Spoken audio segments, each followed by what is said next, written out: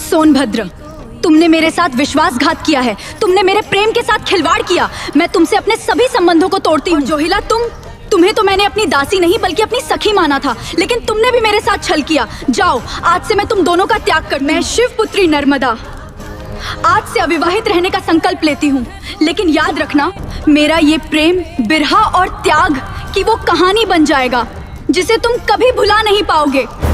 ये कोई साधारण नदी नहीं है, यह एक ऐसी प्रेम कथा है जिसमें मिलन नहीं बल्कि विरह ही अमर हो गया। कहा जाता है शिवपुत्री नर्मदा का विवाह ब्रह्मा जी के पुत्र सोनभद्र के साथ तय हुआ।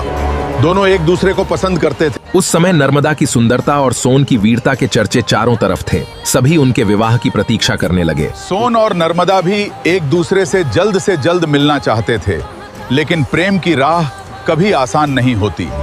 जब विवाह से कुछ दिन पहले नर्मदा अपनी प्रिय सखी जोहिला पर विश्वास कर अपने प्रेम का संदेश देकर सोनभद्र के पास भेजती है। जब जोहिला नदी सोन के पास पहुंचती है तो सोनभद्र जोहिला की सुंदरता देखकर उसे ही नर्मदा समझ बैठता है और वह उस पर मोहित हो जाता है।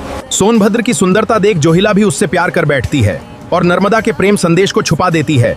अब वे दोनों एक दूसरे के प्रेम में डूब जाते हैं।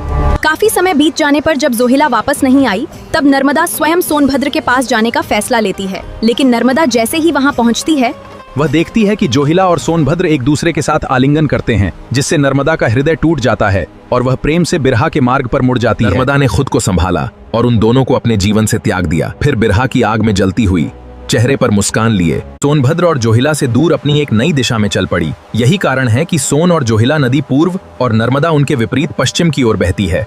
लेकिन नर्मदा का उल्टा बहना कोई सहयोग नहीं, बल्कि सच्चे प्यार में मिले उस धोखे की निशानी है, जिसे सुनकर आज भी हमारी आंखें नम हो जाती हैं।